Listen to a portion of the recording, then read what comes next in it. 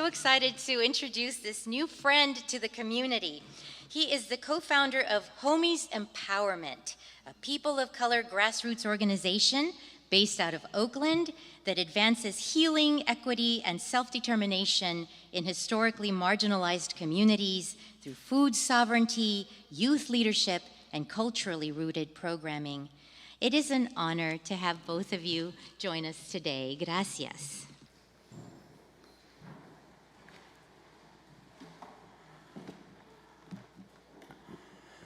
Good morning, congregation. I hope that you're doing okay. I'm a little extra nervous because every time I step into sacred spaces like this, I go back to the 7-year-old version of myself. And I don't know if you were like me, but I was chewing gum and doing all the right things, and I was restless, and I was running up and down the pews and getting myself almost kicked out, but really coming for the cookies. And so I don't know why when I walked into this holy sacred place, I remembered that 7-year-old self. When Mari asked me to come, she shared some of the remarks that she's going to give, and they're heavy. They're heavy because we're returning to a time when we're caging human beings yet again.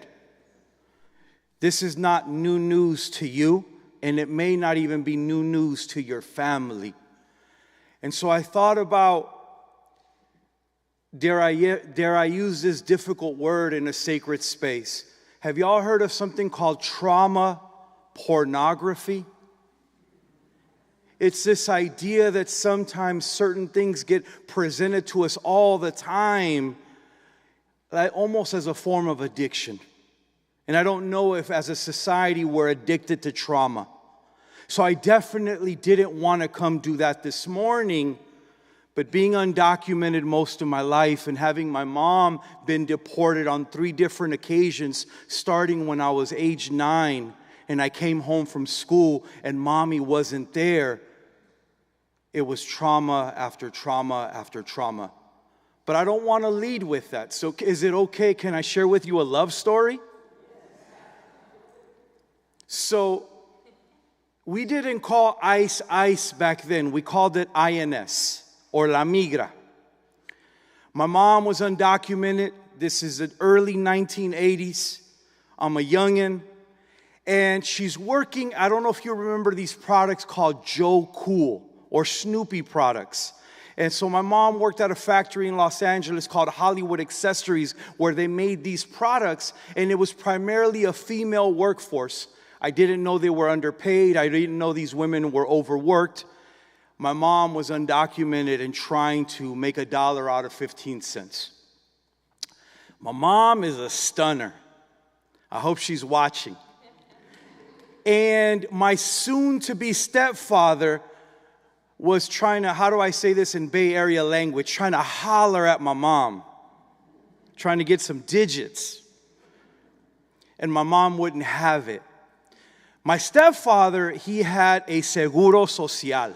He had a social security number, so he was thinking he was like big and legit. He was also a forklift driver at this factory. So La Migra comes in, immigration comes in, and on this particular day, they decide to beat the women. They're going to beat the women before they cuff the women, before they cage the women, before they house the women, before they deport the women.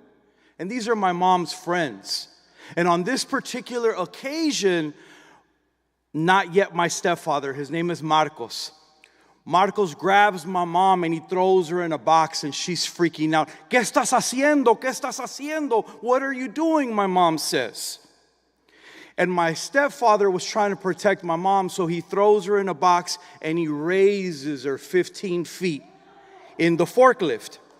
So immigration and ICE is taking everybody, but my mama was spared that day.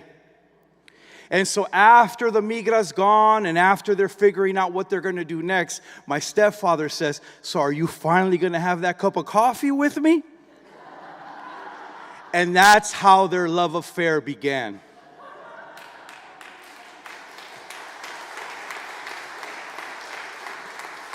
Now, like most family stories, right now, if my stepfather's watching, he's still alive. If my mother's watching, she's still alive. They're going to argue which part of the story is more truthful than the other, right? Because they tell it very different.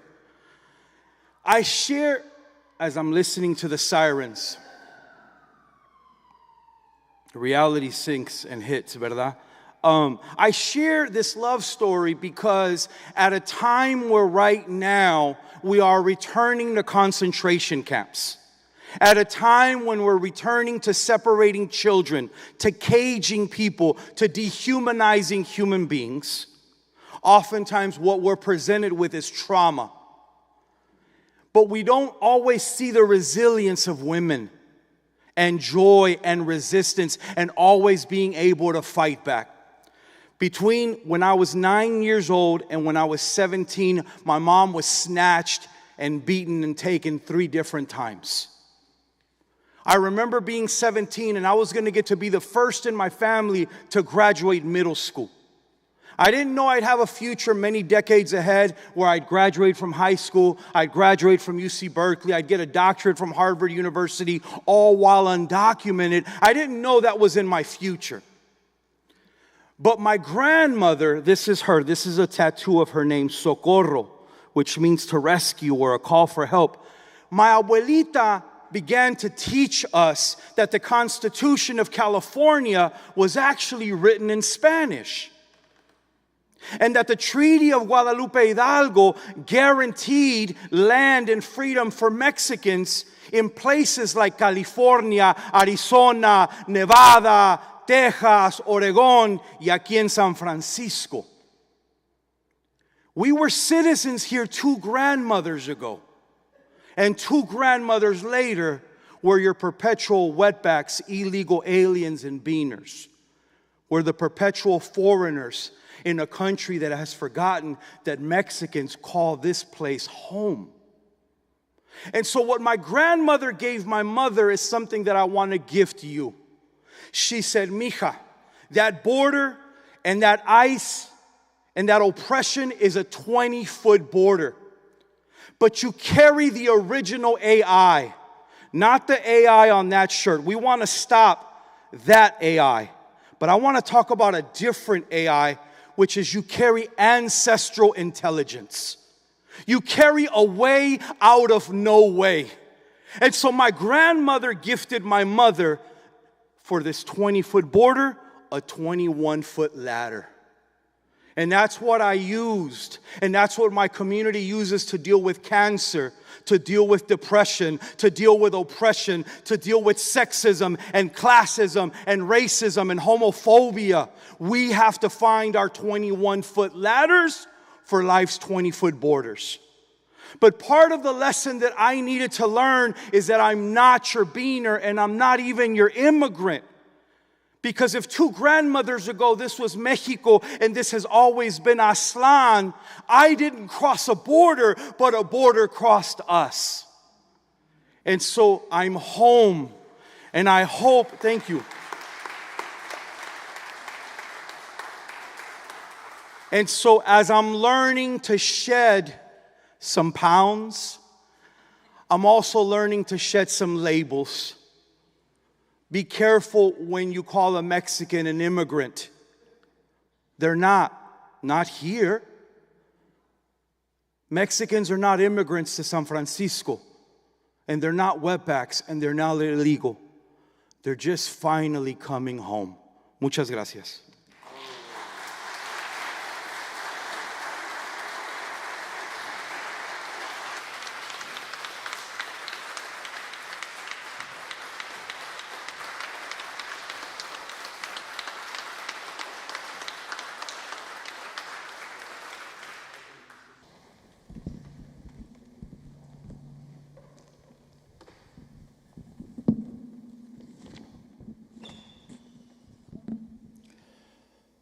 Go now, beloved, caminantes, but please do not go empty or even empty-handed. You got postcards to write. Go caminando, carrying your own 21-foot ladder for all of these life's 20-foot borders. Please go carrying hope, radical hope, active hope. Go carrying your history. Go carrying the original AI. It's not artificial. That ancestral intelligence.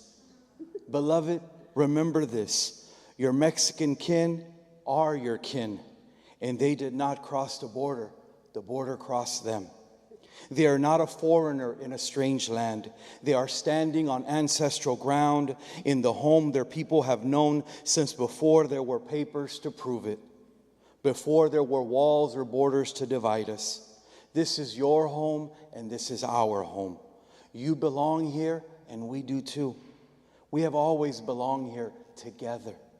So let us honor the ones who came before, the mothers lifted up on forklifts 15 feet in the air, the fathers who loved fiercely, the ones taken and the ones who made it through, the deported who still found their way back to the graduation, back to the celebration, back to the table. Let us honor every soul who walked through fear and refused to be swallowed by it. Let us honor the ones still walking that road today and tonight, caminando. And when you find yourself in the valley of dry bones, when you have gotten so good at moving on that you forgot to grieve, stop there. Grieve. Let the tears come. And then breathe, because even dry bones rise again. Now hear your calling, all of you. Go forth and shed the lies. Shed every label that was never yours to carry. Go forth and build the love stories. Go forth and resist. Go forth, beloved, make that good trouble. Teach the young ones to find their own ladders. Lift somebody up. Reclaim who you are. May you fly with the seasons, no matter how cold the season of treason grows. May you rise like the Quetzalcoatl again and again and again. Go in peace. Go in power.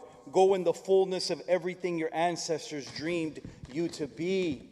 You are your ancestors' most wildest dreams.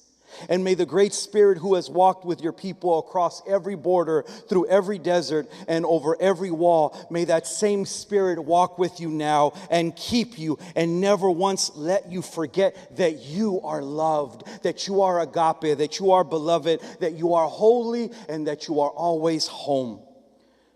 Now go forth and do what you got to do. And in the way that I give thanks, I say, Meshikatiawi, Ashe, Amin, Amen, Namaste, Shalom, and Om. Gracias.